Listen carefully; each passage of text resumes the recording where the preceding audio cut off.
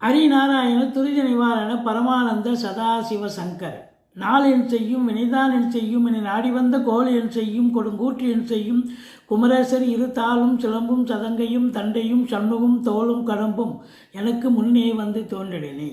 ஓம் அனுமந்தாய வித்மகே வாயு புத்திராய தீமகே தந்தனோ மாருதி பிரச்சோத்யாத் பட்டீஸ்வரம் ஸ்ரீ விஷ்ணு துர்க்கையே போற்றி. திருவாரூர் தட்சிணாமூர்த்தி சுவாமிகளை போற்றி. மேல்மலையனூர் அங்காள பரமேஸ்வரி தாயே போற்றி. உலகெங்கிலும் வாழ்ந்து கொண்டிருக்கும் ஸ்ரீராம் ஆஸ்ட்ரோ யூடியூப் சேனல் நேயர்களுக்கு டாக்டர் சைதை ராஜாவின் அன்பான வணக்கங்கள். நாம் இப்பொழுது இந்த எபிசோடில் வார ராசி பலன்கள் பிப்ரவரி 8ஆம் தேதி முதல் பிப்ரவரி 14ஆம் தேதி வரைக்கும் உள்ளடக்கிய நாட்களுக்கு இந்த வார கிரகங்கள் ஒவ்வொரு ராசிக்கும் எப்பேற்பட்ட பலனை வழங்கப் போகிறது என்பதை பார்க்கலாம் வாங்க. அதற்கு முன் எங்களுடைய சேனலை பார்த்து கொண்டிருக்கும் அன்பர்கள் இதுவரைக்கும் சப்ஸ்கிரைப் செய்யாதவர்கள் சப்ஸ்கிரைப் செய்து கொள்ளும்படி கேட்டுக்கொள்கிறோம். ரைட் சைடில் சப்ஸ்கிரைப் இருக்கும், பெல் பட்டன் இருக்கும், ரெண்டுத்தையும் ப்ரெஸ் பண்ணிங்கன்னா அடுத்த நொடியே எங்களுடைய வீடியோ உங்களை நோக்கி வர துவங்கிவிடும். வாங்க ராசிக்குள் செல்லலாம். மகர ராசி அன்பர்களுக்கு வணக்கம். மகர ராசி காலபுருஷனுக்கு 10வது ராசி. சனி பகவான் ஆட்சி பெறும் வீடு. உத்திராடம் 2, 3, 4 பாதங்கள், திருவோணம் அவிட்டம் 1, 2 பாதங்கள் உள்ளடக்கிய இந்த ராசிநாதன் 3ஆம் இடத்தில் இருக்கிறார், முயற்சி ஸ்தானத்தில் இருக்கிறார். எந்த ஒரு ராசிக்கும் 3ல் சனி பகவான் இருந்தால் சூப்பர். அதுலேயும் ராசிநாதனே 3ஆம் இடத்தில் இருக்கார் என்று சொன்னால் எந்த ஒரு முயற்சியாக இருந்தாலும் அது கண்டிப்பாக வெற்றி பெறும், சாதிக்க போகிறீங்க அப்படின்னு சொல்லணும். 4க்கும் 11க்கும் ஆதிபத்தியம் பெற்ற செவ்வாய் பகவான் ராசியில் உச்ச நிலையில் இருக்கிறார். உச்சம் பெற்று 4ஆம் இடத்தை பார்க்கிறார். அப்போ 4ஆம் இடம் என்பது வண்டி வாகனம், தாயார், வீடு வாசல் இப்படி சொல்லணும். அப்போ இந்த விஷயங்கள்லாம் ஃபுல்ஃபில் ஆக போகுது. தாய்க்கு தேக ஆரோக்கியம் பிரச்சனை இருந்தால் அது சரியாகி சந்தோஷமாக இருக்க போகிறாங்க. அது மட்டும் இல்லை, ஏதோ 2 வீலர் வாங்கணும் இல்லை 4 வீலர் வாங்கணும் அப்படின்னு நினைக்கக்கூடியவர்களுக்கு இந்த வாரம் ஏற்புடையதாக இருக்கும். கண்டிப்பாக வாங்குவீங்க அப்படின்னு சொல்லணும். ஒரு சிலர் காலி மனை வாங்குவதற்காக முயற்சி பண்ணலாம், அல்லது ஏற்கனவே வாங்கி வைத்திருந்த மனையை வீடு கட்டக்கூடிய முயற்சியில் இறங்கலாம், அல்லது புதுசாக நீங்கள் ஃப்ளாட்டு கூட வாங்கணும்னு நினைக்கக்கூடியவர்கள் வாங்கலாம். ஸோ மொத்தத்தில் பூமி சம்பந்தப்பட்ட விஷயங்கள் உங்களுக்கு அனுகூலத்தை தரப்போகிறது என்று சொன்னால் மிகையாகாது. ஏன்னா 4க்குடைய செவ்வாய் பூமிகாரகன் 4ஆம் இடத்தை பார்க்கிறார். படிக்கிற பிள்ளைங்களும் நல்லா படிக்கக்கூடிய ஒரு அற்புதம் நடக்கப் போகிறது. 2ஆம் இடத்தை குரு பார்க்கிறார். 2ஆம் இடம் குடும்பஸ்தானத்தை குரு பார்ப்பது குடும்பத்தில் ஒரு மற்றற்ற மகிழ்ச்சி, சந்தோஷம், குதூகலம், நல்ல பணவரவு, பொருள் வரவு, கொடுக்கல் வாங்கல் சிறப்பாக செய்யலாம். ஃபைனான்ஸையே தொழிலாக செய்யக்கூடியவர்கள் தாராளமாக பண்ணலாம். அடுத்த லெவலுக்கு நீங்கள் வருவீங்க. உங்கள் முயற்சி திருவினையாக்கும் அப்படின்னு சொல்கிறோம். இதில் பாருங்கள், முக்கூட்டு கிரகங்களான சூரியன், புதன், சுக்கிரன், ராகு உள்பட 4 கிரகங்கள் அமர்ந்து குரு பார்வையில் இருப்பது என்பது மாபெரும் சிறப்பு. ராசியில் மகரத்தில் சூரியன் 5 நாள் இருக்கார். அவர் 8க்குடையவன், 5 நாள் இருக்கார். அதே 8க்குடையவன் வார இறுதியில் 2 நாள் அங்கே போகிறார்.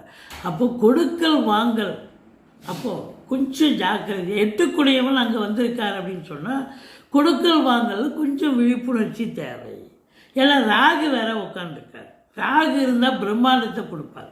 யாருக்காவது ஷூரிட்டி போடுறது, அவங்களுக்கு வக்காலத்து வாங்கிறது, இப்படி ஒரு நண்பர்களாகட்டும் உறவினர்களாகட்டும் அவங்களுக்காக நீங்கள் செய்கிறீங்க அப்படின்னு சொன்னால் அது உங்களுக்கு நெகட்டிவாக மாறும். ஆனாலும் பல வரவு இருக்கும். எடுக்கின்ற முயற்சி சக்ஸஸ் ஆகும். ஆனால் இளைய சகோதர சகோதரிகள் இருந்தால் அவர்களுக்கும் உங்களுக்கும் கருத்து வேறுபாடு ஏற்படும், அல்லது அவங்களுக்கு தேக ஆரோக்கிய குறைவு ஏற்படக்கூடிய அமைப்பு இருக்குங்க. இதில் பாருங்கள், 5ஆம் வீட்டை சனி பார்க்கிறார். பிள்ளைகள் வெளிநாட்டில் படிக்கிறாங்க இல்லை உள்நாட்டில் படிக்கிறாங்க, எங்கே படித்தாலும் அவங்க படிக்கிற இடத்துல இன்ஸ்டியூஷன் மூலமாகவோ அல்லது மற்ற சக மாணவர்கள் மூலமாகவோ ஏதாவது ஒரு பிரச்சனை ஏற்பட்டு அது பிறகு சரியாகக்கூடிய நிலை, அல்லது அவங்களுக்கு உங்கள் பிள்ளைகளுக்கு தேக ஆரோக்கிய குறைவு ஏற்பட வாய்ப்புகள் இருக்கிறது. சந்தோஷம் இருக்காது. ஏன்னா 5ஆம் இடத்தை சனி பார்ப்பதால் ஒரு துளி கூட இந்த வாரம் நீங்கள் மகர ராசியில் பிறந்தவங்க என்னதான் காசு பணம் வந்தாலும் 10ஆம் இடத்தை தொழில் ஸ்தானத்தை குரு பார்த்தாலும் தொழில் வளர்ச்சி, உத்தியோகத்தில் பதவி உயர்வு, ஊதிய உயர்வு, டிரான்ஸ்ஃபர், இன்க்ரிமெண்ட், சலுகைகள் அனைத்தும் கிடைத்து குடும்பத்திலும் அமைதியான சூழல் இருந்தாலும் ஸ்பெசிஃபிக்காக நீங்கள் உங்கள் 5ஆம் இடம் சனி பார்வையிடுவதால் சந்தோஷம் ஏதோ ஒரு காரணத்தால் சந்தோஷம் உங்களுக்கு காணாமல் போய்விடும். சந்தோஷமே இருக்காது. ஒரு டென்ஷன் இருக்கும், ஒரு பரபரப்பு இருக்கும், ஒரு மந்திச்சு விட்ட நிலையில் இருக்க போகிறீங்க அப்படின்னு சொல்லணும்.